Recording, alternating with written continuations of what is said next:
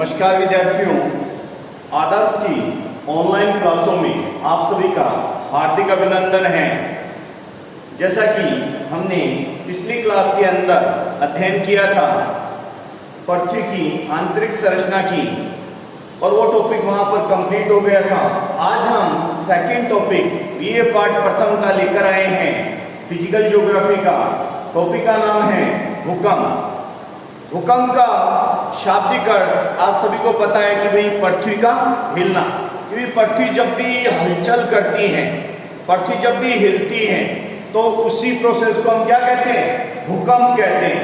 क्योंकि पृथ्वी के धरातल नीचे जब प्लेटें एक दूसरे की तरफ घिसकती रहती हैं, उससे पृथ्वी के अंदर क्या आ जाती है? हलचलें आ जाती हैं। और हलचल होने की वजह से उस पूरी प्रोसेस को हम क्या कहते हैं? भूकंप कहते हैं। यानी पृथ्वी का हिलना ही क्या है? भूकंप है।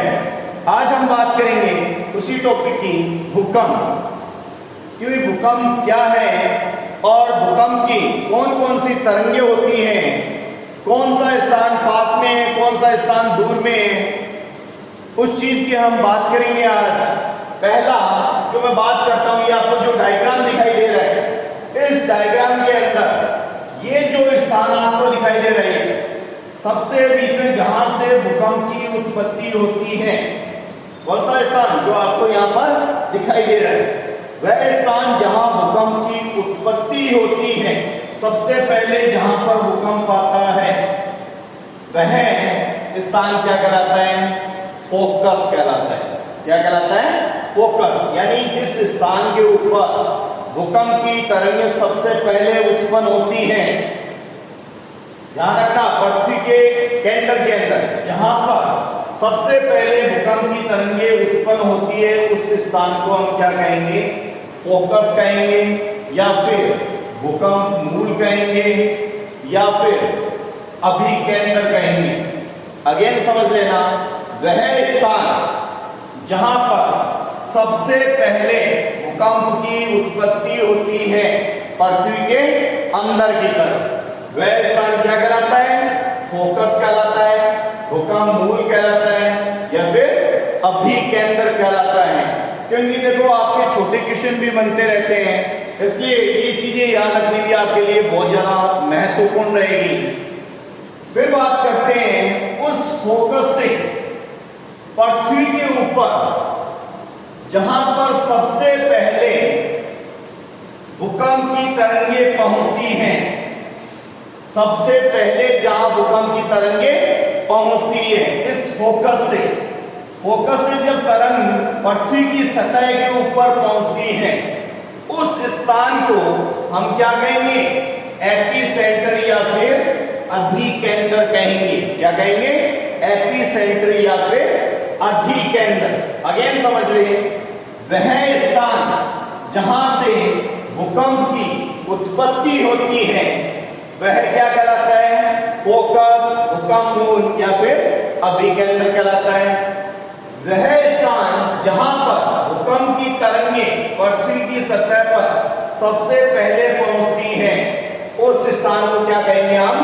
एपिसेंटर या फिर अधिकेंद्र कहेंगे। आगे बात करते हैं, यानी ये सबसे क्या है? न्यूनतम दूरी,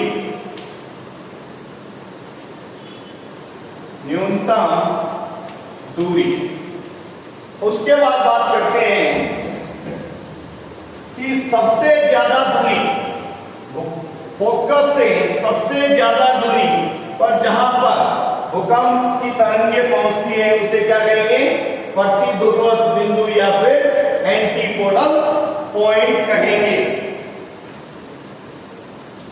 सबसे ज्यादा दूरी, प्रतिध्रुवस्थ बिंदु या फिर एंटीपोडल पॉइंट, ये है फोकस से सबसे अधिक दूर,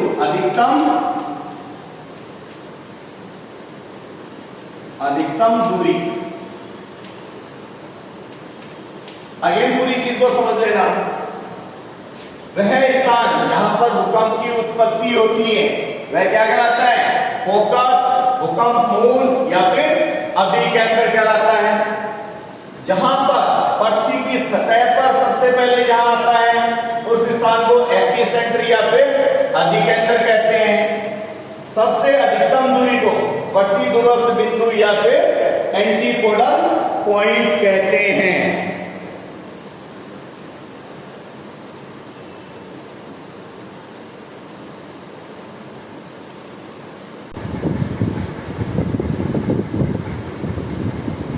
आगे बात करते हैं हम इनकी डेफिनेशन पर कि भाई क्या फोकस होता है, क्या अधिकेंद्र होता है, क्या एपिसेंटर होता है, इन सभी की डेफिनेशन पर बात करते हैं। सबसे पहले बात करते हैं पृथ्वी के भूगर्भ में। अभी जो मैंने डायग्राम में आपको समझाया ये डेफिनेशन आप साथ में नोट करते रहना। पृथ्वी के भूगर्भ में जहां भूकंप उत्पन्न होता है फोकस भूकंप मूल या फिर अभिकेंद्र कहलाता है। अगेन रिपीट कर लेना, पृथ्वी के भूगर्भ यानी भूमि के अंदर की तरफ, पृथ्वी के भूगर्भ में जहां भूकंप उत्पन्न होता है उसे क्या कहते हैं? फोकस कहते हैं, उसे भूकंप मूल कहते हैं या फिर अभिकेंद्र कहते हैं। दूसरी डेफिनेशन आपको याद रखनी है कि जिस स्थान पर सर्वप्रथम पहुंचता है, क्या पहुंचता है? भूकंप की तरंगें। जिस स्थान पर सर्वप्रथम भूकंप की तरंगें पहुंचती है उसको क्या कहेंगे हम? एपिसेंटर, अधिकेंद्र और भूकंप केंद्र, ये हम इसको कहते हैं। अगेन रिपीट कर लेना, जिस स्थान पर सर्वप्रथम भूकंप की तरंगें पहुंचती हैं, यानी ये वह स्थान है जहां सबसे पहले भूकंप की तरंगें पृथ्वी पर पहुंचती है, उसे क्या कहेंगे? एपिसेंटर, अधिकेंद्र, भूकंप केंद्र कहते हैं। ये पृथ्वी जो फोकस होता है उससे न्यूनतम दूरी के ऊपर होता है, फोकस से न्यूनतम दूरी के ऊपर और लंबवत होता है, ये चीज आप ध्यान रखोगे। तीसरी हम बात करते हैं अधिकेंद्र के ठीक विपरीत, अपोजिट साइड, अधिकेंद्र के ठीक विपरीत पृथ्वी के जिस स्थान पर सबसे अंत में पहुंचती है, क्या पहुंचती है? गंभीर तरंगें सबसे अंत में पहुंचती है, उसे प्रतिध्रुवस्थ बिंदु या फिर एंटीपोडल पॉइंट कहते हैं। तीनों परिभाषाएं आप नोट कर लीजिए। अगेन मैं रिपीट कर देता हूं, पृथ्वी के भूगर्भ में जहां भूकंप उत्पन्न होता है उसे फोकस, भूकंप मूल या फिर अभिकेंद्र कहते हैं। दूसरी, जिस स्थान पर सर्वप्रथम भूकंप की तरंगें पहुंचती है उसे एपिसेंटर, अधिकेंद्र या फिर भूकंप केंद्र कहते हैं। यह फोकस से न्यूनतम दूरी पर और लंबवत होती है, ये चीज ध्यान रखोगे आप। तीसरी, अधिकेंद्र के ठीक विपरीत, अपोजिट साइड, अधिकेंद्र के ठीक विपरीत पृथ्वी के जिस स्थान पर सबसे अंत में भूकंप की तरंगें पहुंचती हैं उसे प्रतिध्रुवस्थ बिंदु या फिर एंटीपोडल पॉइंट कहते हैं। नोट कर लीजिए आप इस डेफिनेशन को।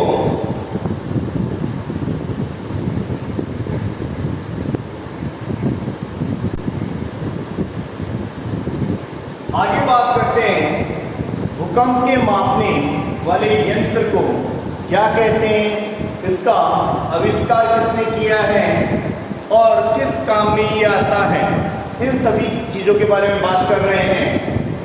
देखो, भूकंप मापने के यंत्र को याद रखने वाली चीज है, भूकंप मापने वाले यंत्र को क्या कहेंगे? सिस्मोग्राफ कहेंगे। भूकंप मापने वाले यंत्र को क्या बोलते हैं? सिस्मोग्राफ बोलते हैं। पैमाना कौन सा है? रिएक्टर पैमाना है जो इसकी तीव्रता की मात्रा को प्रदर्शित करता है। कि भाई रिएक्टर पैमाना क्या काम करता है? इसकी जो भूकंप की जो तीव्रता है उसको मापने का वर्क करता है। इसके अंतर्गत 1 से 9 तक, इसके अंदर रिएक्टर पैमाने के अंदर 1 से 9 तक के पाठ्यांक होते हैं। 1 से 9 तक के पाठ्यांक होते हैं।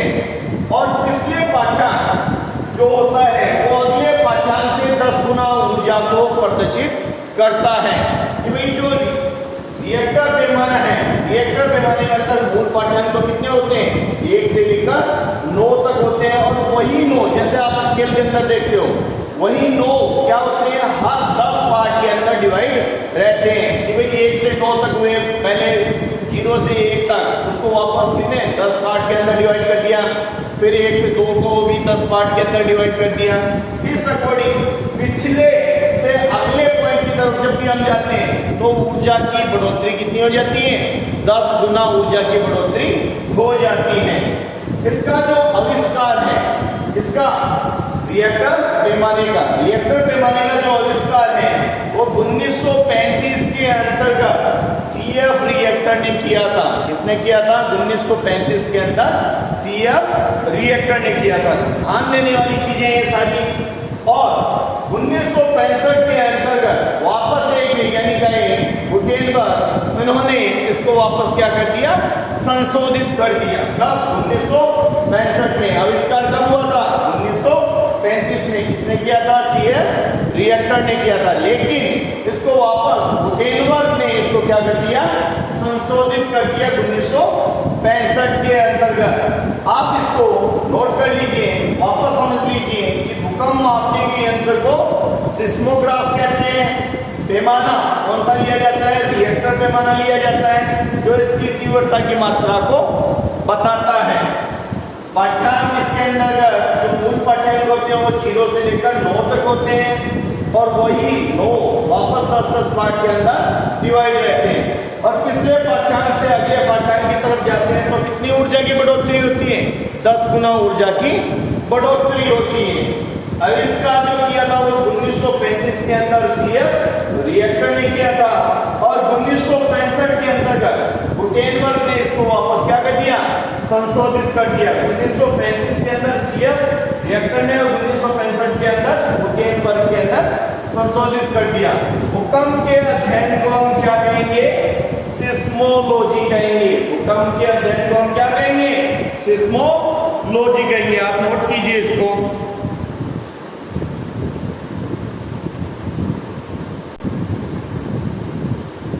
आगे बात करते हैं एक और पैमाने की, मर्केली पैमाना। क्योंकि मर्केली पैमाना क्या है, ये भी भूकंप मापने का मर्केली जो पैमाना है वो आनुभविक विधि के ऊपर बना हुआ है, यानी अनुभव के आधार पर ये बना हुआ है। और भूकंप के द्वारा जो भी नुकसान होता है, भूकंप के द्वारा जो भी नुकसान होता है उस नुकसान को आकलन का कार्य कौन करता है, मर्केली पैमाना इसके आकलन का कार्य करता है। इसके अंतर्गत 1 से लेकर 12 तक पाठ्यांक होते हैं। मर्केली पैमाने के अंदर कितने पाठ्यांक होते हैं, 1 से लेकर 12 तक के पाठ्यांक होता है।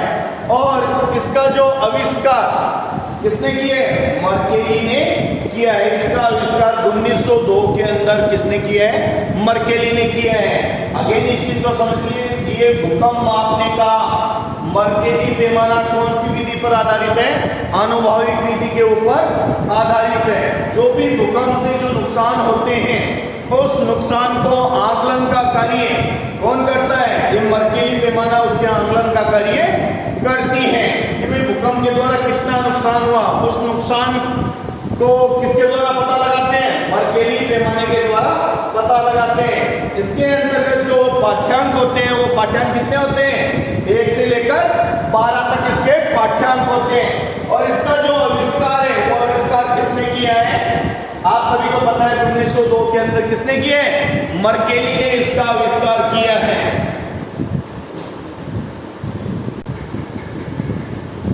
इसके बाद जो बात करते हैं लाइनों की, कि भाई भूकंप के अंदर कौन सी लाइन होती है, तो धरातल पर समान भूकंपीय तीव्रता वाले स्थानों को मिलाने वाली जो रेखा होती है उस रेखा को आइसोसिस्मल लाइन हम कहते हैं। धरातल पर समान भूकंपीय तीव्रता, यानी कहीं पर समझो कि भी 7 के लिए, कहीं पर वो दूसरी 7 पर आई है, तो उन दोनों को जो मिलाने वाली रेखा है उस रेखा को हम क्या कहते हैं, आइसोसिस्मल लाइन हम कहते हैं। अगेन रिपीट कर रहा हूं, धरातल पर समान भूकंपीय तीव्रता वाले स्थानों को मिलाने वाली रेखा को क्या कहते हैं? आइसोसिस्मल लाइन या फिर समाघात रेखाएं कहते हैं। समान तीव्रता, इस चीज को ध्यान रखोगे, धरातल के दो स्थान जहां पर समान तीव्रता वाली भूकंप को मिलाने वाली जो रेखा है उस रेखा को हम क्या कहेंगे? आइसोसिस्मल लाइन या फिर समाघात रेखा कहेंगे। दूसरी बात करते हैं, समान समय पर, समान समय टाइमिंग क्या होना चाहिए? समान होना चाहिए। समान समय पर पहुंचने वाली तरंगों को मिलाने वाली रेखा को हम क्या कहेंगे? होमोसिस्मल लाइन कहेंगे। अगेन रिपीट कर लेना, इसमें समय है और उसके अंदर भूकंपीय तीव्रता वाले स्थान है। समान समय पर पहुंचने वाली तरंगों को मिलाने वाली रेखा को हम क्या कहेंगे? होमोसिस्मल लाइन कहेंगे। और जो भूकंप अगर कहीं पर आने वाला है तो उसका पता हमें कैसे चल जाता है? अगर वायुमंडल के अंदर रेडोन की सक्रियता, रेडोन की सांद्रता अधिक हो जाती है तो वैज्ञानिकों को ये पता चल जाता है कि भूकंप आने वाला है। या फिर जो ज्वालामुखी है उसके आने की पूर्व सूचना से भी हमें यह अनुमान हो जाता है कि भूकंप की घटना होने वाली है। अगेन सुन लीजिए वापस, धरातल पर समान भूकंपीय तीव्रता वाले स्थानों को मिलाने वाली रेखा को आइसोसिस्मल लाइन या फिर समाघात रेखाएं कहते हैं। दूसरी, समान समय पर पहुंचने वाली तरंगों को मिलाने वाली रेखा को होमोसिस्मल लाइन कहते हैं।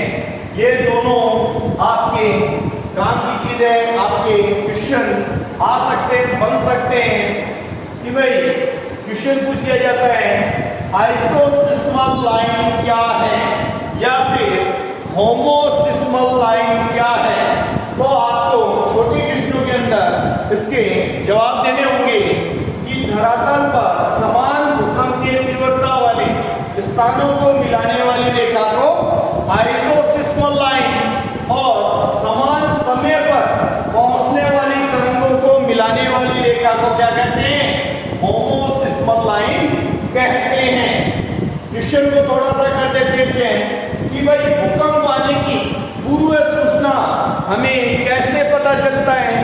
तो भूकंप आने की जो पूर्व सूचना है वो वायुमंडल के अंदर रेडोन गैस की सांद्रता अधिक होने से हमें पता चल जाती है। या फिर ज्वालामुखी की पूर्व अवस्था भी इस चीज को हमें बता देती है, इंडिकेट कर देती है कि भूकंप आने वाला है।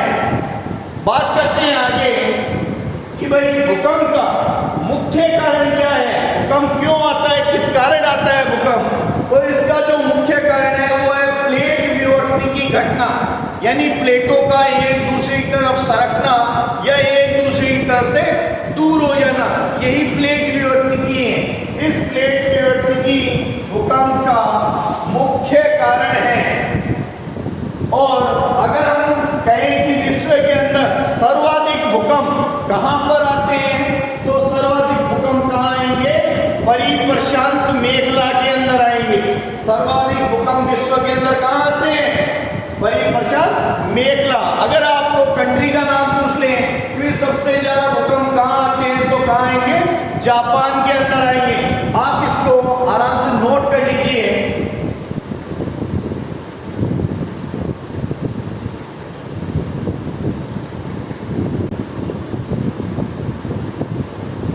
आगे बात करते हैं हम कि भाई भूकंप की तरंगें कितने प्रकार की होती हैं और उन तरंगों के बारे में हम समझेंगे यहाँ पर। तो भूकंपीय तरंगें 3 प्रकार की होती हैं। पहली पी तरंग, दूसरी एस तरंग और तीसरी एल तरंग। सबसे पहले हम बात करते हैं पी तरंगों का, क्योंकि पी तरंग क्या चीज है? तरंगें कितने प्रकार की हैं? 3 प्रकार की, पी, एस और एल। सबसे पहले हम बात करते हैं पी तरंग की। पी तरंग को हम प्राथमिक तरंगे या फिर प्राइमरी वेव्स भी कहते हैं। क्या कहते हैं? प्राथमिक तरंगे या फिर प्राइमरी वेव्स कहते हैं। यह फोकस से सर्वप्रथम उत्पन्न होने वाली तरंगे। फोकस आप सभी को अभी बताया था, फोकस से सबसे पहले उत्पन्न होने वाली तरंग कौन सी है? पी तरंग है। सर्वाधिक ऊर्जावान तरंगे हैं और यह लघु तरंग है। लघु तरंग यानी यहाँ पर थोड़ा समझने की चीज होती है। लघु तरंग में तीव्रता क्या होती है?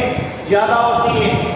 सर्वाधिक ऊर्जावान तरंग है जो कि लघु तरंग है और यह ध्वनि तरंगों के समान अनुदैर्ध्य चलती है। ऐसे जैसे ध्वनि की तरंगे चलती है वैसे ही ये पी तरंगे भी चलती है।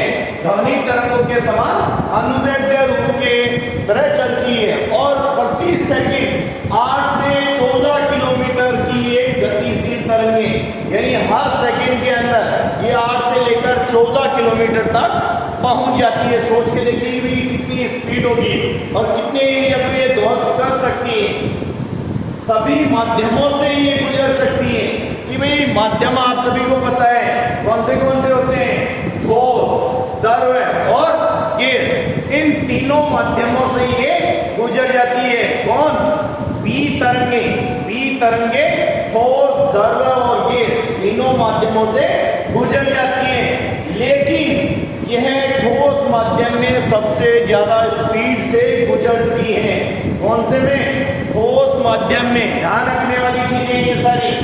इसका जो छाया क्षेत्र है वो 105 से लेकर 145 डिग्री तक है। कितना है छाया क्षेत्र? 105 से लेकर 145। और इसकी जो गति का जो अवरोही क्रम है वो अवरोही क्रम है पी स्टार और पीजी। पी स्टार और पीजी, ये इसका गति का अवरोही क्रम है। दोबारा समझ लीजिए, पी तरंगों को हम क्या बोलते हैं? प्राथमिक तरंगे या फिर प्राइमरी वेव्स भी हम इसको कहते हैं। फोकस से सर्वप्रथम उत्पन्न होने वाली तरंग है। फोकस आपको बताया था कि भाई वह स्थान जहां पर भूकंप की तरंगें सबसे पहले उत्पन्न होती है वो क्या कहलाता है? फोकस कहलाता है। ये फोकस से सर्वप्रथम उत्पन्न होने वाली तरंग है। कौन सी? पी तरंग। सर्वाधिक ऊर्जावान तरंगे, सबसे ज्यादा ऊर्जा इसके अंदर होती है और लघु तरंग है। लघु तरंग, जो भी लघु तरंगे होती है उनके अंदर ऊर्जा भी क्या होती है? ज्यादा होती है। ध्वनि तरंगों के समान अनुदैर्ध्य होती है। ध्वनि तरंगों के समान अनुदैर्ध्य होती है और इसकी जो गति है वो 8 से लेकर 14 किलोमीटर प्रति सेकंड रहती है।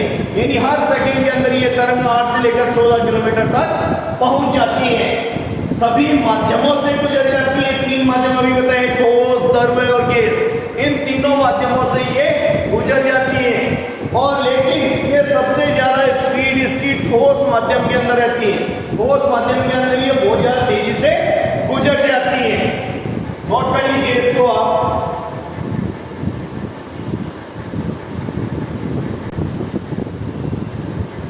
उसके बाद हम बात करते हैं दूसरी एस तरंगों की।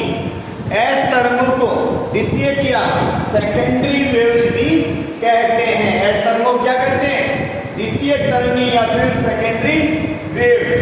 यह तरंग पी तरंग के बाद में फोकस के ऊपर उत्पन्न होती है। पहले पी तरंग उत्पन्न होती है, उसके बाद एस तरंग फोकस के ऊपर उत्पन्न होती है। कम ऊर्जावान होने की वजह से इन तरंगों को दीर्घ तरंगे भी कहते हैं कि इनकी जो गति है वो क्या होती है? थोड़ी कम होती है। कम होने की वजह से वो कैसी थी? लघु थी। ये कैसी है? दीर्घ है। कम ऊर्जावान होने की वजह से ये क्या? दीर्घ तरंगे भी कहते हैं।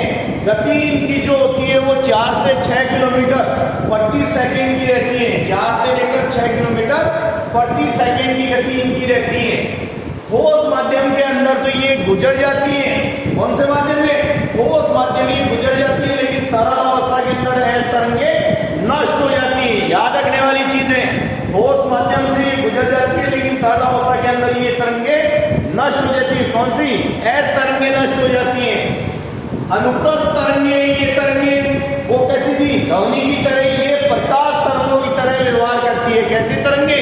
जो प्रकाश तरंगे उनकी तरह ये व्यवहार करती है और गति के अनुसार इनका जो अवरोही क्रम है वो है एस स्टार एस जी। इसके अनुसार गति के अनुसार इनका अवरोही क्रम है एस स्टार और एस जी। इसका जो छाया क्षेत्र है वो कितना है 105 से लेकर 105 डिग्री तक इसका छाया क्षेत्र है। दोबारा समझ लीजिए, तरंगें तीन प्रकार की थी, बी एस और एल। दूसरी हम बात कर रहे हैं एस तरंगों की। द्वितीय तरंगे या फिर सेकेंडरी वेव्स भी हम इसको कहते हैं। बी तरंगों के उपरांत फोकस के ऊपर उत्पन्न होती हैं, कम ऊर्जावान होने की वजह से इसे दीर्घ तरंगे भी हम कहते हैं। इसकी जो गति है 4 से 6 किलोमीटर प्रति सेकंड की रहती है और ठोस में से तो ये गुजरती जाती है, लेकिन तरल के अंदर क्या हो जाती है, नष्ट हो जाती है। अनुप्रस्थ तरंगें प्रकाश तरंगों की तरह व्यवहार करती हैं। छाया क्षेत्र 105 से लेकर 105 डिग्री रहता है, नोट कर लीजिए।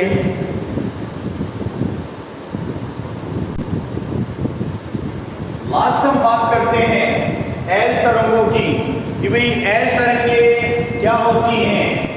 एल तरंग जिसे धरातलीय तरंग भी कहते हैं, क्योंकि ये एकमात्र ऐसी तरंग है जो धरातल के ऊपर चलती है।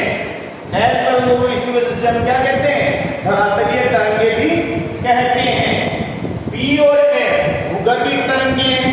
पी और एस क्या थी, भूगर्भिक तरंगे, लेकिन एल क्या है, धरातलीय तरंगे, ये धरातल के ऊपर चलती है। इसकी जो गति है वो 1 से लेकर 3 किलोमीटर प्रति सेकंड की होती है, लेकिन ये धरातल के ऊपर चलती है।